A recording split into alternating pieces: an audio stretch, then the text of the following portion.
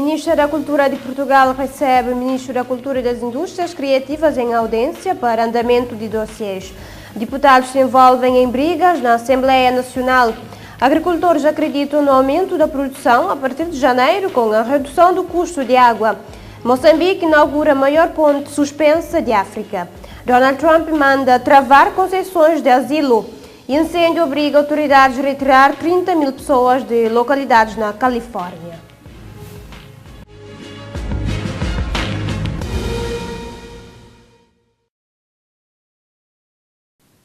Muito boa noite. Deputados do MPD e do PSCV envolveram-se em brigas dentro do perímetro da Assembleia Nacional, tendo um deles ficado agredido e levado ao hospital com ferimentos na cabeça. Um outro deputado do MPD disse à imprensa que esta briga veio na sequência de várias denúncias que Manuel Barbosa tem efetuado e ameaças denunciadas no Parlamento. A nossa equipa esteve no local para uma reunião da Comissão Especializada de Relações Externas, Cooperação e Comunidades com o Ministro dos Negócios Estrangeiros. No entanto, isto foi cancelado devido a este ato.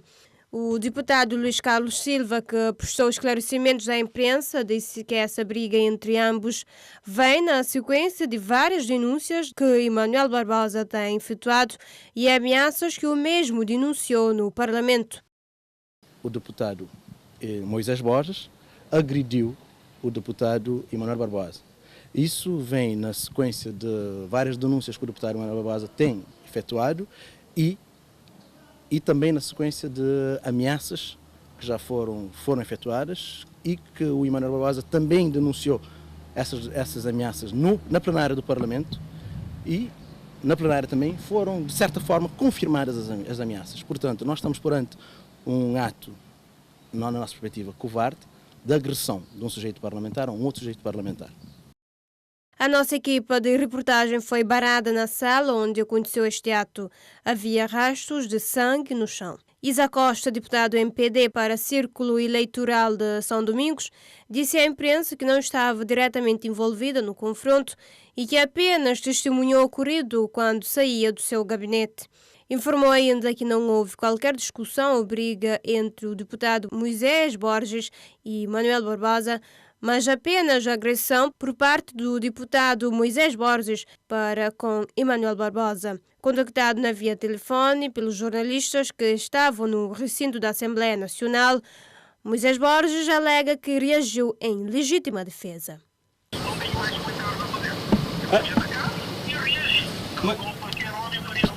Mas foste atacado por quem? Aí é? Eu estava a entrar na Assembleia, para subir as escadas, e ele atirou-se a mim e eu tive que me defender. Só simples coisa. A Polícia Nacional foi chamada para repor a ordem e garantir a segurança na Assembleia Nacional. Alega que não sabia de nada que se estava a passar. Aguarda-se o pronunciamento de Jorge Santos, presidente da Assembleia Nacional. O deputado do PSV, Walter Évora, realizou numa conferência de imprensa que o partido condena o sucedido independentemente de quem tem a razão, sendo que a Casa Parlamentar é um lugar de concórdia. Segundo o deputado do PAICV, Walter Évora, o partido condena o sucedido e adiantou que conversou com o deputado Moisés Borges por telefone e o mesmo alegou ter agido em legítima defesa. Nós, portanto, o grupo parlamentar do PAICV, independentemente de quem tenha razão, nós condenamos o sucedido, não apoiamos, não colaboramos e não aceitamos qualquer tipo de violência física ou verbal nesta casa, que é a Casa da Palavra, da Concórdia. O que eu posso lhe dizer é que eu conversei com ele por telefone e ele me pareceu bastante tranquilo e firme de que ele terá agido em legítima defesa em reação a uma ofensa, a uma agressão. Eu creio que neste momento não se põe em causa... Mas uma agressão física ou verbal? Física. O deputado Moisés disse que ele foi empurrado pelo deputado Emanuel Barbosa. Questionado sobre que sanções a Assembleia Nacional pode dar aos envolvidos, o mesmo responde. Bom, aí é preciso naturalmente saber bem o que é que aconteceu, né? Porque se foi uma reação a uma ofensa por parte do deputado Moisés Borges, não me parece aí que haja sanções aplicáveis, porque eventualmente ele terá agido em legítima defesa. No entanto, o Parlamento agora tem uma comissão de ética que poderá ser acionado para analisar o sucedido, porque naturalmente que não se espera dos deputados estarem aqui a se degladiarem, a se brigarem entre si, né? Évora realça que provavelmente o presidente da Assembleia Nacional, Jorge Santos, deverá pronunciar através da Comissão Ética sobre o acontecido, mas que não afirma que serão aplicadas sanções. Naturalmente que o Parlamento poderá se pronunciar através da sua Comissão de Ética, através do seu presidente, sobre esse assunto, mas eu desde já não posso dizer que vão ser ou não vão ser aplicadas sanções. É de realçar que o acontecido foi na manhã desta sexta-feira na Assembleia Nacional, em que foram acionadas a Polícia Nacional para manterem a ordem e socorrer respectivamente. A Federação Nacional das Mulheres do PAICV reuniu-se esta sexta-feira em Conselho Nacional para análise e aprovação do relatório 2017-2018 e o plano de atividades para o ano 2019 na Assembleia Nacional Cidade da Praia. Segundo a presidente da Federação, Évora Tedo, a presente reunião tem por objetivo a discussão, a gestão da Federação, a aprovação de um novo logotipo para a Federação, socializar a lei da paridade, bem como criar regiões tanto a nível nacional como internacional. É uma reunião, o Conselho Nacional é uma reunião estatutária da rede da Federação Nacional das Mulheres do PAICV, onde vamos discutir os instrumentos de gestão, vamos apresentar e aprovar o relatório de atividades 2017-2018, vamos apresentar e discutir e aprovar o plano de atividade 2019, mas também vamos aproveitar este Conselho Nacional para criar algumas regiões a nível nacional e a nível da diáspora, portanto, estruturas sectoriais e regionais da Federação. Évora ainda mostra a força e a colaboração da Federação face às mulheres que estão e que mostram disponibilidade em prosseguir na vida política, mesmo tendo alguns constrangimentos e ataques às mulheres ligadas à política. E para mostrar e dar uma força às mulheres que se engajam na política, que a política é uma atividade nobre e temos que ver os bons resultados que nos chegam das outras paragens, nomeadamente dos Estados Unidos, mas a Etiópia, onde as mulheres podem ser uma mais-valia na política e no desenvolvimento de qualquer país. Em relação à criação de novas estruturas da Federação, a nível nacional e internacional, a Presidente frisa algumas regiões a serem implementadas essas estruturas. Nós vamos criar algumas regiões a nível nacional. Vamos criar a região de Santiago Sul, região de Santiago Norte. Vamos criar a região do Fogo e vamos criar regiões a nível dos Estados Unidos, mas vamos criar setores a nível da Holanda, a nível do Luxemburgo, a nível do Senegal e a nível da Itália, portanto, que ainda não dispõe de estruturas da Federação. O Conselho Nacional contou com mulheres de algumas ilhas, dentre elas conselheiras, coordenadoras sectoriais, integrantes do Conselho Nacional do Partido e deputados da Nação. O Ministro da Cultura e das Indústrias Criativas, Abrão Vicente, vai estar em Lisboa a partir desta sexta-feira 9, com o objetivo de estabelecer uma ligação de trabalho com a nova Ministra da Cultura de Portugal, Graça Fonseca, com o objetivo de fazer um ponto de situação sobre alguns dossiês. Sobre a mesa deste encontro está, em primeiro lugar, a construção de uma agenda para o anunciado Mercado Comum das Artes e Indústrias Criativas da Comunidade dos Países de Língua Portuguesa. O governante irá abordar ainda a cooperação entre os museus de Cabo Verde, o processo de candidatura do ex-campo de concentração de Tarrafal de Santiago, a internacionalização da literatura e da música de Cabo Verde e de Portugal, tendo em conta os dois territórios, a cooperação entre as bibliotecas, um pacote de formação para técnicos de palco, dramaturgias e produção. Nesta conversa vai estar ainda sobre a mesa o importante dossiê referente às feiras do livro, a Bolsa de Tradução Literária e o Plano Nacional de Leitura. Na deslocação a Lisboa, o ministro que tutela a pasta da Cultura e das Indústrias Criativas terá ainda uma intensa agenda de consulta junto à instituição como a New Museum, a Torre do Tombo, a União das Cidades Capitais de Língua Portuguesa e a vários museus de arte contemporânea com a vista à consolidação da coleção permanente de arte contemporânea de Cabo Verde.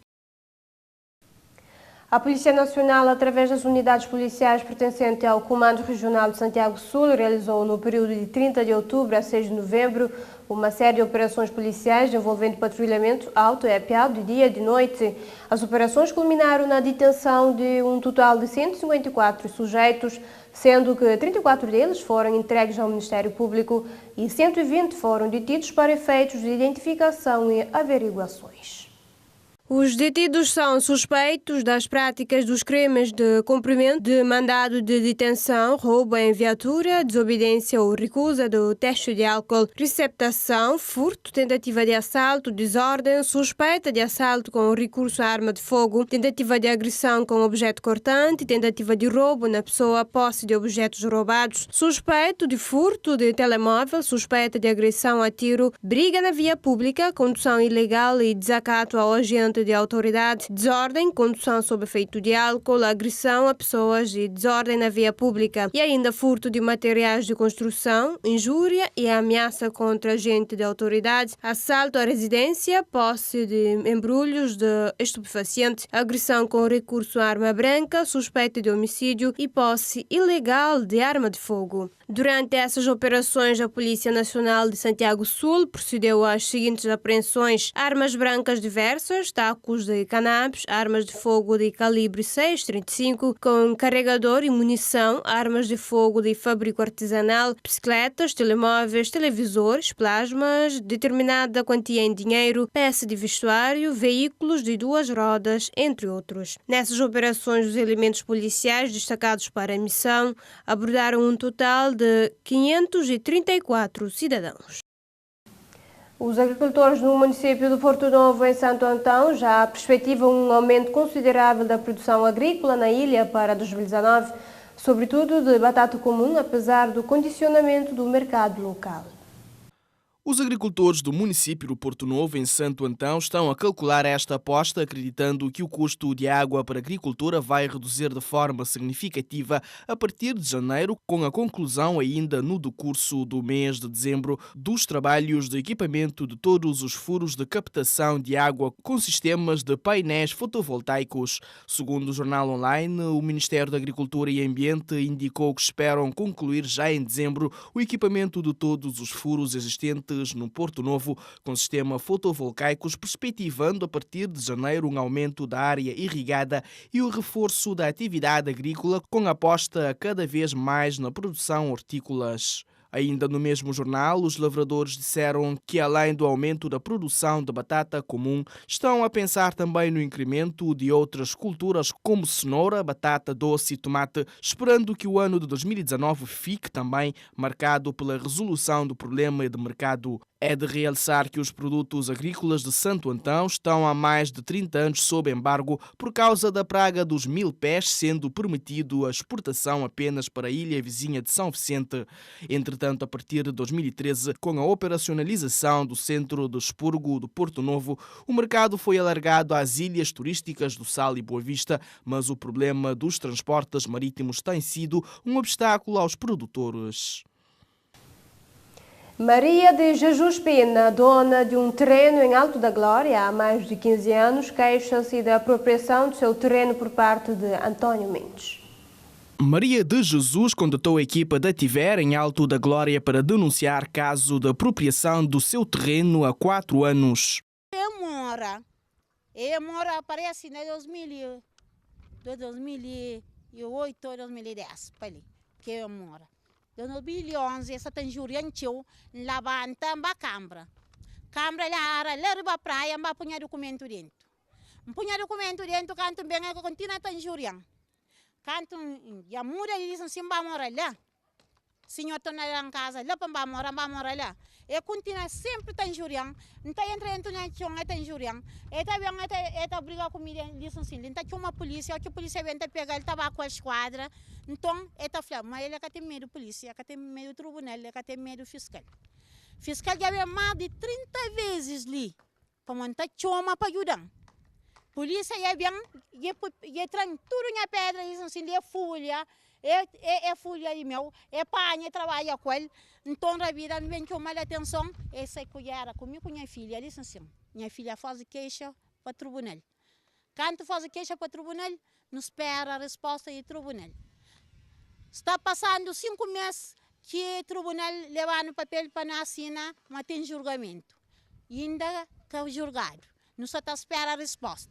A apropriação do terreno, conforme diz Maria de Jesus, está sendo aos poucos ocupado pelo morador António Mendes e teme que o mesmo venha em pouco tempo apropriar-se por completo do seu terreno. António Mendes não quis dar a cara, mas afirma que o terreno no qual está em obras foi comprado e que a obra em curso não abrange o terreno da Queixosa. Entretanto, como se pode constatar na imagem, o terreno da Maria de Jesus Pina está sendo ocupado, uma vez que os materiais de construção encontram-se dentro do terreno da proprietária, invadindo assim o seu espaço. Não está à espera, mas a justiça está funciona. Que nha chong, ele lá, para Cambariba, meio meu, mas minha chong é capaz de outra alguém, é para mim com minha filho que está herdando. Se do minha mãe tem minha documento, que é esse que se responsabiliza, para mim, está pagando renda, canta 4 anos, eles põem na casa renda. A mim que pode morar, quinta fica com o coração descansado, para resolver o problema para morar com mim. Manca crer problema com alguém para morrer, ele bem atende, manca crer problema com ninguém. Ele está buscando só problema para morar tá pega, e tá bem, se entra dentro do está treinando dentro se minha filha bem atrás. Então, ele está fazendo justiça, a mim está buscando a lei. Maria de Jesus diz ainda que, por causa dos desentendimentos tidos com o morador António Mendes, passou por mal-estares, tendo a sua situação de saúde comprometida durante 4 anos. Através de se injuriar, que está injuriando, é por doença que fica na mim, tem 4 anos tal doente, não está ficando na Trindade. Ainda não está consultando na Trindade, através de ele que está injuriando dentro do Nhachó.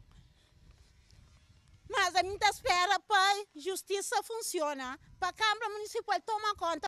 Já passaram 4 anos que a proprietária encontra-se no progresso de legalização do terreno com a Câmara Municipal da Praia. A Federação Cabo-Verdiana de Futebol está com a grande expectativa com o primeiro jogo de sempre da Seleção Feminina de Cabo Verde, a ser disputada 16 do corrente mês na cidade da Praia, num amistoso com a Guiné-Bissau.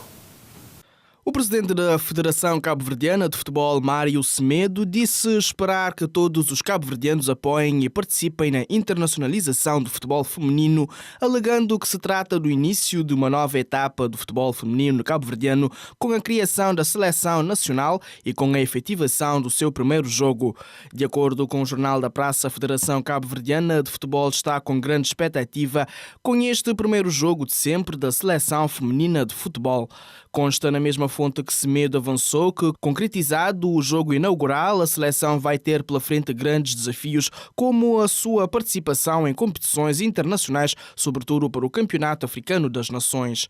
A seleção feminina de futebol realiza o seu primeiro jogo de sempre, a 16 do corrente mês, na cidade da Praia, diante da Guiné-Bissau, sob os cuidados de uma equipa técnica liderada pela treinadora Silvéria Nita Nédio, que já convocou as atletas todas residentes no país. A equipa técnica da seleção feminina é constituída ainda por Gustavo Pires, treinador da equipa feminina do Mindelense, e Artur Estrela, treinador do Lana do Sal, campeã nacional. O estágio arranca no sábado 10, com a chegada das atletas à cidade da Praia.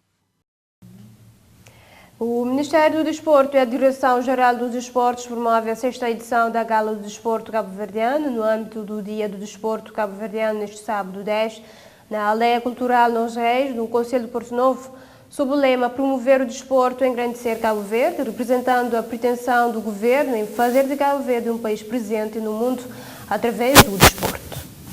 Segundo o comunicado enviado à nossa redação, a Gala do Desporto tem o intuito de promover a prática do esporte em todo o território nacional e na diáspora, homenagear e incentivar atletas, personalidades no mundo da prática e instituições desportivas cabo-verdianas que se destacaram na última época, entre todos aqueles que diretamente ou indiretamente participaram no fenómeno. Consta ainda no comunicado que o ministro Fernando Elísio Freire realçou que é a ambição do governo fazer de Cabo Verde um país importante em termos de organização de eventos esportivos e para que possa ser o motivo para a sua transformação na plataforma especializada na prestação de serviços nesse nível no Atlântico Médio. A gala será uma cerimónia de entrega de prémios em diversas categorias que pretendem premiar os melhores do desporto cabo-verdiano, onde será celebrada uma competição à promoção de valores e o esporte como motor catalisador de um bom cidadão. A cerimónia traduz-se ainda no reforço da comunhão e entendimento entre todos os agentes esportivos, dirigentes técnicos, responsáveis associativos e autárquicos. No âmbito do Dia do Desporto cabo-verdiano, o ministro do Desporto, que se encontra na ilha de Santo Antão, participará em algumas atividades alusivas,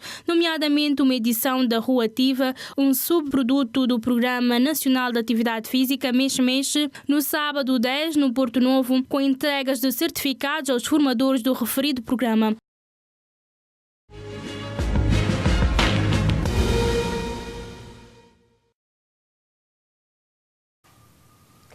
Atualidade internacional. Moçambique inaugura a maior ponte suspensa de África. Trata-se de mais cara infraestrutura pública desde a independência de Moçambique e também a maior ponte suspensa do continente africano. Inaugurada este sábado, a nova ponte Maputo-Catembe foi construída para permitir a ligação por terra entre as duas margens da capital moçambicana, a norte e a sul. Uma ligação que passa a poder ser feita de carro em pouco mais de 5 minutos contra as longas e complicadas travessias de barco. Com um vão de 700 metros e duas rampas de cerca de 2 quilômetros, a ponte é também um símbolo do investimento chinês em Moçambique. A China, que já financiou, entre outras, a nova sede da República e da Procuradoria-Geral moçambicana, contribuiu com quase 700 milhões de euros para a construção da infraestrutura. As autoridades da Etiópia descobriram nesta quinta-feira uma vala comum com pelo menos 200 corpos perto da fronteira nas regiões de Omaria e Somali, onde persiste um conflito armado, informou hoje a televisão estatal. De acordo com o canal televisivo FAN, a vala comum foi encontrada durante uma investigação sobre as alegadas atrocidades cometidas pelo ex-administrador-chefe da região somali, Abdi Mohamed Omar. As autoridades estão agora a proceder à identificação dos corpos. Abdi Mohamed, que foi forçado a demitir-se a 6 de agosto, foi detido semanas mais tarde na sua casa em Addis Abeba, quando uma espiral de violência étnica eclodiu na capital somali de Gigiga, também conhecida como região de Ogaden. À espera do julgamento, o líder regional que comandou o Corpo de Forças Especiais da província somali, conhecido por Lio, é acusado de tortura e assassínio, bem como de incitar a violência étnica durante os 3 anos do seu mandato. Os confrontos étnicos aumentaram a partir do final de 2017 nas regiões somali e na Oromia, onde está localizado o grupo étnico maioritário do país, os Oromos. No final do ano passado, as investidas do Corpo de Forças Especiais da província somali em Oromia causaram a morte a centenas de pessoas e obrigaram a fuga de mais de 1 milhão, a sua maioria oromos, de acordo com os relatórios conjuntos da Organização das Nações Unidas e do governo da Etiópia. A violência que assola a região separatista somali há décadas, após o confronto aberto entre o grupo da Frente Rebelde Frente de Libertação Nacional, Ogaden, e o governo etíope, melhorou em outubro, quando os dois lados assinaram um acordo de paz. Devido aos conflitos étnicos, o número de pessoas deslocadas na Etiópia atingiu um número recorde de 2,8 milhões em meados de 2018, de acordo com o Fundo das Nações Unidas para a Infância, UNICEF. Nos Estados Unidos, os migrantes que tenham entrado de forma ilegal no país estão, a partir de agora, impedidos de pedir asilo. Esta nova medida do Departamento de Segurança Interna é fundamentada com um elevado número de pedidos injustificados que deram entrada no sistema. O Departamento de Segurança Interna dos Estados Unidos esclarece que o presidente norte-americano tem total autoridade para suspender ou restringir a entrada de estrangeiros. A União Americana para as Liberdades Civis promete uma batalha judicial contra a decisão. A medida surge numa altura em que milhares de imigrantes da América Central estão a caminho dos Estados Unidos para fugir à pobreza e à violência nos países de origem. Donald Trump já admitiu enviar cerca de 15 mil soldados para a fronteira com o México, tendo em vista conter o que classificou como invasão estrangeira. Cerca de 30 mil pessoas foram retiradas na quinta-feira no norte da Califórnia, nos Estados Unidos, devido a um incêndio que devastou a cidade de Paradise, onde casas e edifícios públicos como igrejas e escolas foram completamente engolidos pelas chamas. O incêndio já queimou mais de 8 mil hectares em menos de 24 horas e continua a avançar impulsionado pelos fortes ventos que sopram na região, segundo os últimos dados do Departamento de Proteção Florestal e do Incêndio do estado Califórnia. Até o momento não há registro de mortes, entretanto, há vários desaparecidos e muitas outras pessoas que sofreram queimaduras graves. Durante toda a quinta-feira foram evacuados as pequenas cidades de Pulga, Mangalia e Conco, no condado de Butte, além da cidade de Paradise, que tem cerca de 26 mil habitantes, e as áreas rurais de Butte Creek Canyon e Butte Valley. Na manhã de hoje, as autoridades locais emitiram ordens de retirada para partes da cidade do Chico, de 90 mil habitantes, para onde as chamas estão a avançar. A área afetada fica a 140 quilômetros da capital do estado da Califórnia, Sacramento, e a cerca de 280 quilômetros da área da Baía de São Francisco até a fumaça do incêndio, informou a agência de notícias espanhola EFE. Incêndios graves na Califórnia estão a tornar-se mais frequentes e violentos, visto que, de acordo com o registro oficial de 1932, 4 dos 5 incêndios mais destrutivos da história do estado ocorreram nos últimos 6 anos. E em França foi encontrada mais uma vítima mortal sob os escombros dos 3 prédios que esta semana desabaram em Marselha. Além deste 7º corpo descoberto, as autoridades dizem que ainda deverá haver pelo menos mais uma vítima. O colapso fez reavivar a polêmica sobre a quantidade de edifícios devolutos e em más condições da cidade. Segundo o relatório de 2015, estão nesta situação cerca de 40 mil casos.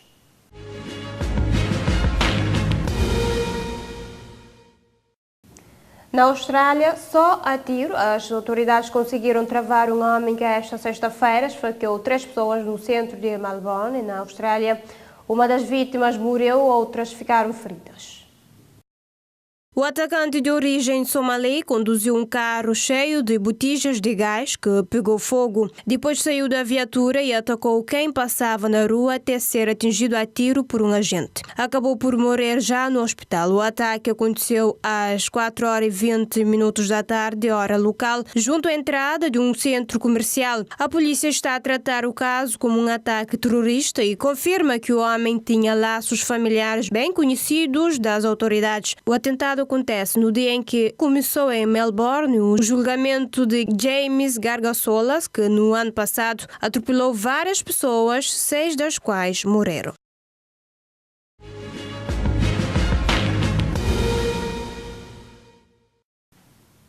Agora é tempo para conferir a atualidade esportiva desta sexta-feira, 9 de novembro. O Besiktas não foi esta quinta-feira além de empate a 1 golo em casa do Genk da Bélgica, em jogo a contar para o Grupo 1 da Liga Europa. O internacional português Ricardo Quaresma abriu o marcador e colocou a sua equipa na frente logo ao minuto 16, mas já bem perto do apito final, Berja aos 87 minutos empatou e selou o resultado final, deixando o Besiktas no último lugar do grupo com 4 pontos, a 1 do Sarpsborg e Malmo e a 2 deste Genk. Também Também houve empate pelos mesmos números no Malmö e Sarpsborg. Na próxima ronda, os turcos viajam até a Noruega. No outro jogo desta quinta-feira, a Lazio carimbou a passagem aos 16avos de final da Liga Europa e deixou o Marselha pelo caminho. Em Roma, os Lazial venceram por 2-1, com Parolo aos 40 mais 1 minuto e Correia aos 55 minutos a darem a vantagem por 2-0, reduzida por Tovin aos 60. Desta forma, a Lazio já soma 9 pontos, enquanto o Marselha, semifinalista na época passada, leva apenas 1 e já está arrecadado da próxima fase da prova.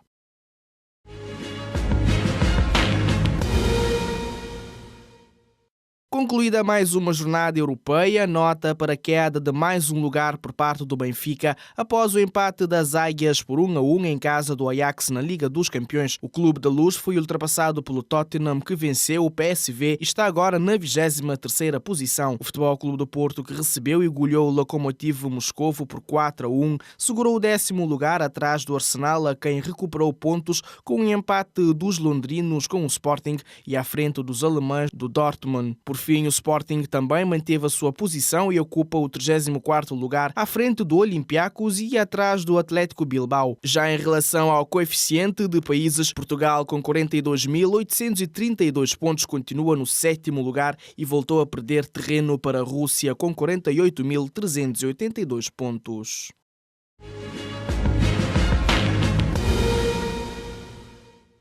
O avançado Costa Marfinense dos Phoenix Rising, Didier Drogba, terminou a carreira futebolística aos 40 anos na quinta-feira com uma derrota frente ao Louisville por 1-0 na final da Taça dos Estados Unidos. O golo da vitória da formação do Kentucky foi assinado por Luke Spencer aos 62 minutos. O jogador Costa Marfinense estreou-se como profissional aos 20 anos ao serviço do Le Mans, tendo depois passado por Guingamp, Marselha, Chelsea, Xangai Shenhua, Galatasaray, Montreal Impact e, por último, o Phoenix Rising. Ao serviço do Chelsea, Drogba venceu 4 campeonatos, uma Liga dos Campeões, 3 taças da Liga, 4 taças de Inglaterra e 2 supertaças, e com a camisola do Galatasaray conquistou um campeonato, uma supertaça e ainda uma taça da Turquia. Vestiu a camisola da seleção em 105 ocasiões, tendo participado nos Mundiais de 2006, 2010 e 2014, tendo também participado em 5 edições da Taça das Nações Africanas.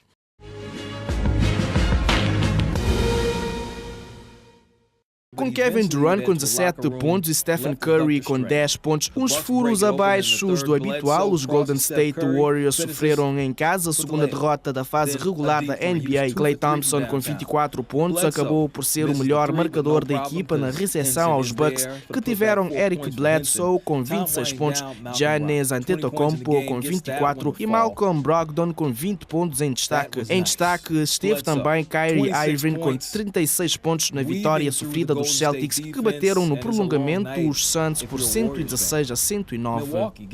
É com o desporto que fechamos o nosso jornal, mas antes vamos rever os títulos. Ministra da Cultura de Portugal recebe o Ministro da Cultura e das Indústrias Criativas em audiência para andamento de dossiês.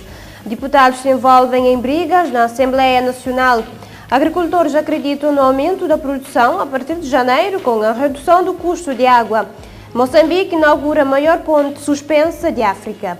Donald Trump manda travar concessões de asilo. Incêndio obriga autoridades a retirar 30 mil pessoas de localidades na Califórnia.